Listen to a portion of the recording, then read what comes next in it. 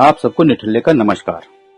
आज तो हालत कुछ ऐसी है कि मैं भी निठल्ला और तू भी निठल्ला। लॉकडाउन, कर्फ्यू, आइसोलेशन, क्वारंटीन सब बंद, सब कुछ बंद, डब्बा बंद। मजा तो खूब आ रहा होगा, मुझे भी बड़ा मजा आ रहा है। निठल्ले को कामकाजी न बना सके तो भगवान ने सारे कामकाजियों को निठल्ला बना दिया, कोरोना लॉन्च कर दिया है। चलिए, आजकल आप फ्री हैं तो मैं भी थोड़ी निठल्लागिरी किए लेता हूँ।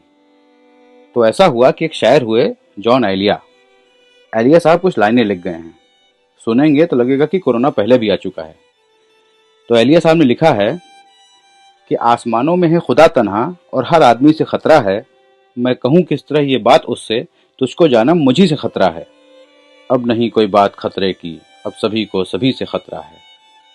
अब सीरियस सवाल यह है कि ये कोरोना का खतरा कितना बड़ा है। सरकार का कंफ्यूजन देखकर लगता तो है कि सच में कुछ बड़ा हो रहा है, लेकिन ये हुआ क्यों? तो चलिए शुरू से शुरू करते हैं। ये कोरोना आया नए साल 2020 के साथ। नए साल का जोश था, 2019 में बम्पर जीत की खुमारी थी, कश्मीर में 370 हटने से भक्त बिरादरी का मिलने वाला साथ था, सीएए पर मुसलमानों की बौखलाहट देखकर मिलने वाला सुकून था। तो जनवरी तो यूं ही निकल गई। ठंड भी खूब पड़ी थी इस बार। फिर जनवरी खत्म होने और फरवरी शुरू होने के बीच दिल्ली के चुनाव आ गए। दिल्ली चुनाव में हिंदू मुसलमान के बीच का बढ़ता इन्फेक्शन देखकर कोरोना ने भारत में अपना इन्फेक्शन फैलाने का प्रोग्राम पोस्टपोन कर दिया। शायद दिल्ली दंगों को कोरोना ने पहले ही देख लिया होगा। खैर, ट्रम्प साहब वापस गए, दिल्ली दंगा शांत हुआ तो होली आ गई। लेकिन इस बीच फरवरी भर में कोरोना ने खुद को ग्लोबल क्राइसिस के रूप में स्थापित कर लिया था और इस पर ध्यान दिलाया राहुल गांधी ने। 12 फरवरी को, मतलब दिल्ली चुनाव में 0 सीट पाने के ठीक एक दिन बाद, राहुल गांधी ने एक ट्वीट किया कि कोरोना हमारे देश और हमारी अर्थव्यवस्था के लिए गंभीर खतरा है और हमारी सरकार इसको गंभीरता से नहीं ले रही है। अबे हमारी सरकार तुम्ही को गंभीरता से नहीं लेती तो कोरोना का कहां से लेगी? खैर, यहाँ रोज की जूतम पैजार चलती रही और होली आते आते कोरोना भारत आ पहुंचा। लेकिन हमारे मोदी जी के सामने कोरोना की क्या औकात, जिसने दरवाजे दरवाजे पर फौज लगाकर कश्मीर से 370 हटवा दिया, जिसने सीएए की खिलाफत कर रहे लोगों को कुचल के रख दिया, तो कोरोना किस कोने का कीटाणु। लेकिन जब अमित शाह जी ज्योतिरादित्य सिंधिया को भाजपा ज्वाइन करा के मध्य प्रदेश में सरकार गिरा रहे थे, तो राहुल गांधी ने 17 मार्च को फिर मीडिया के सामने आकर कोरोना पर ध्यान दिलाया। आप खुद ही सुन लीजिए। I am sorry to say our people are going to go through unimaginable pain in the next 6 months.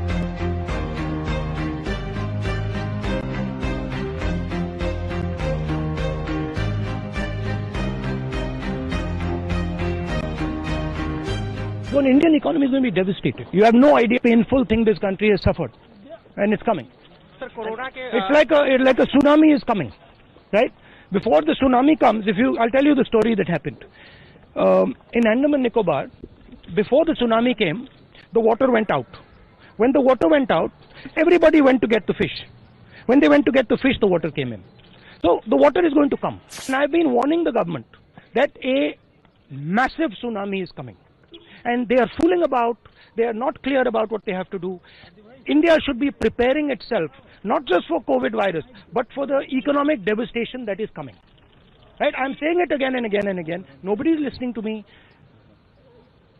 I am sorry to say, our people are going to go through unimaginable pain in the next 6 months. People want to be rated by Moody's, to be rated by Standard & Poor, to be rated by Mr. Trump. I don't care about all that rating. I don't give a damn about that rating. I know what our strengths are, and I'm saying to you, start to prepare our strengths, start to create a defensive situation. Okay? Because if you don't, there will be devastation. Again, there will be devastation. You think this one bank is a problem? Number of other banks are going to fall. That's what I'm trying to say. I'm trying to tell the Prime Minister, get your head out of the sand. Your head is right now in the sand. Pull it out. Look around what's going on. Don't be scared. Remove the fear that you've always carried all your life, because India needs you to do that.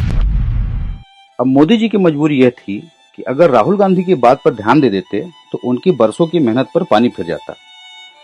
जरा सी हरकत corona के बारे में करते तो राहुल गांधी की पप्पू छवि को बड़ा धक्का पहुंचता और वो जनता के बीच एक गंभीर नेता के रूप में स्थापित भी हो सकते थे। इसलिए जरूरी था कि कोरोना से लड़ने के लिए होने वाली तैयारियों को फौरन टाल दिया जाए।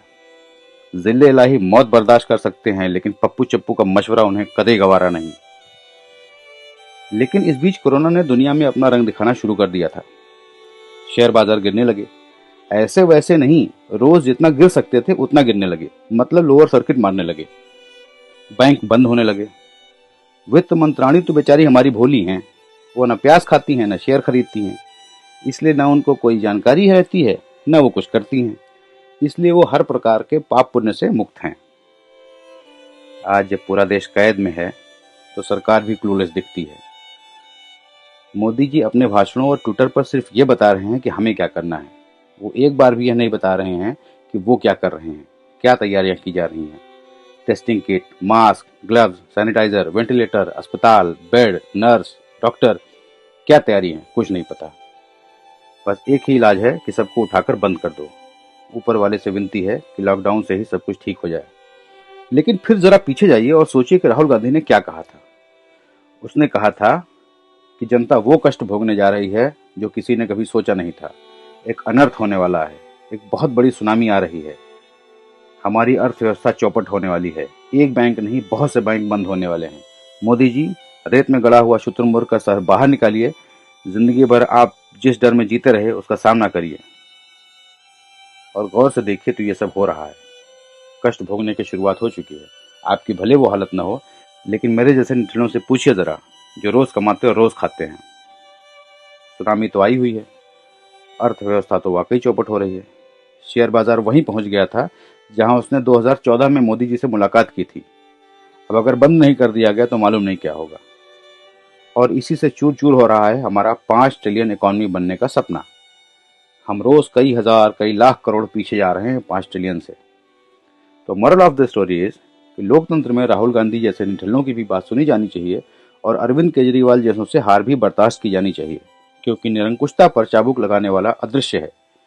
तो मोदी जी, कोरोना की सुनामी गुजर जाने के बाद अपन मिलकर नुकसान का अंदाजा लगाएंगे। लेकिन आप बस ये देख लो कि राहुल गांधी की सलाह की अनदेखी हम सभी को भारी न पड़ जाए। कहीं ऐसा न हो कि सरकारें गिराने और बनाने के चक्कर में आप हमारी नजरों से गिर जाएं। क्योंकि बात सिर्फ कोरोना पर नहीं रुकेगी। रोजी रोटी, रोजगार, धंधे, नौकरी चाकरी, सबका ख्याल आपको ही रखना है। इसलिए फैज साहब कह गए हैं कि और भी दुख हैं ज़माने में मोहब्बत के सिवा, राहतें और भी हैं वस्ल की राहत के सिवा, मुझसे पहली से मोहब्बत मेरे महबूब ना मांग। जय हिंद।